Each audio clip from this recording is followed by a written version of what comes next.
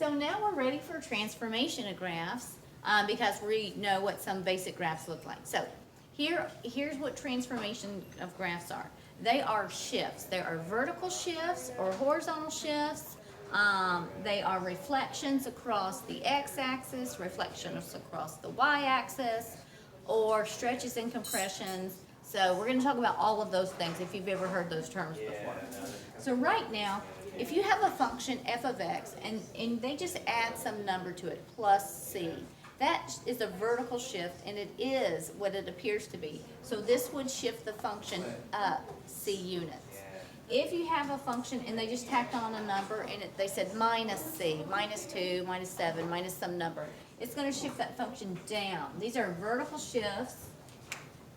Vertical shifts. And they are what they appear to be. They're very straightforward. So, for instance, what if we had some function here? What if it said graph, and usually I do absolute value of x because it's super easy to graph. So what if we say graph this guy, absolute value of x plus 3, and graph this guy, absolute value of x minus 2. What would you do? Well, you'd say, that 3 is just tacked on outside of the function. See how it's not inside the absolute value bars? And so plus 3 is a vertical shift. It is what it appears to be. That means up 3. I'm going to go up 1, 2, 3 units, and that's kind of my new origin. I'm gonna graph my absolute value graph just like that.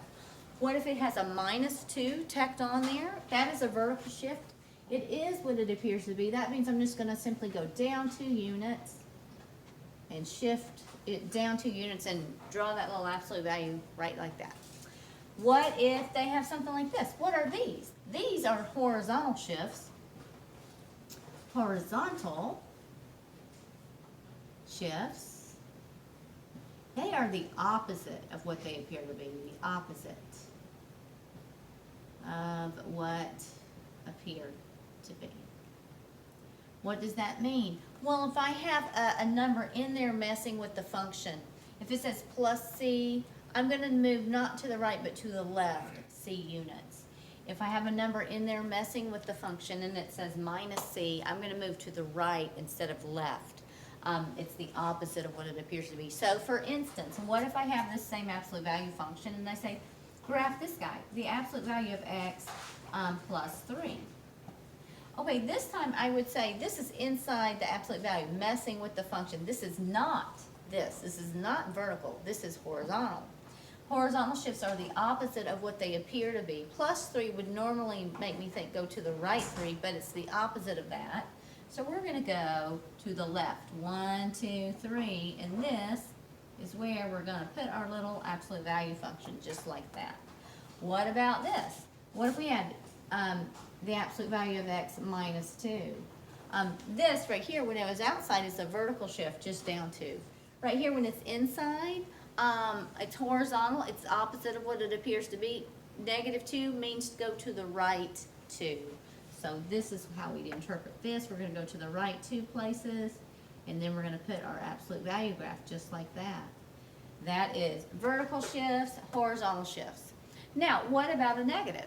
When you have a negative, you can have a negative appear like this outside in front of the function, or a negative appear in here in with the function.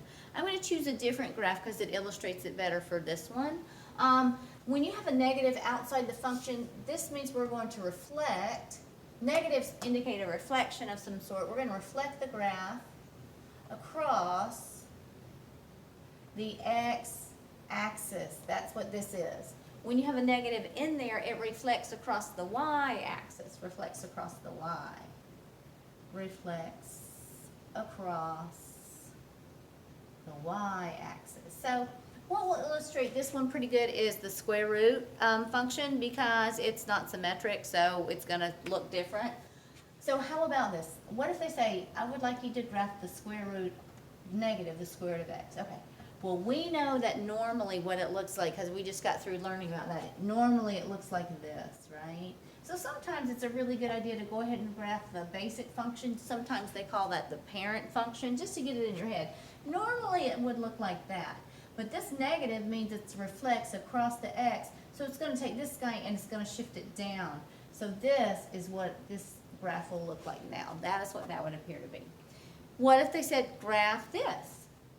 The square root of negative x. Well, there's another negative. I know this is a reflection of some sort. The fact that the negative is inside with the function tells me it is not across the x, it's across the y. Again, it is always a good idea to get the basic function in your head before you begin. So that's the basic function. If I'm reflecting the basic function across the y, then what it's going to look like is it's going to be shifted like that. That's what this one's going to look like. I just want to mention these.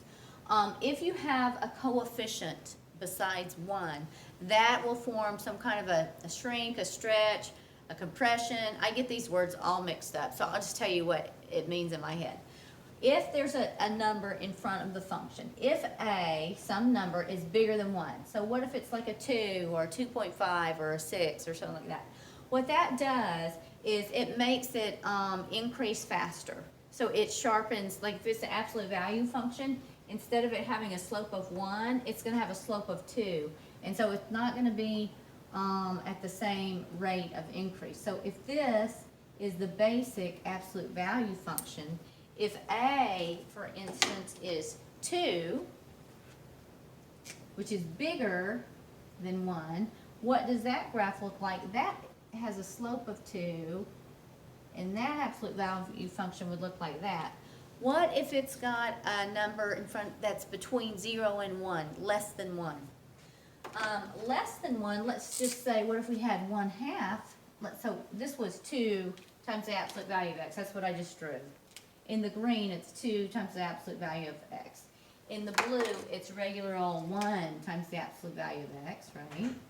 And now we're about to do a red function, and that's going to be 1/2 times the absolute value of x. What does that look like? All right. That slows the function down. It makes it wider. So that's going to be something, it's going to look more like that. That's what it's going to look like. So that's the effect that it has. When the number's inside with the x inside, you could have that. You could have f of 2x, f of 1/2 x, f of 3.5x.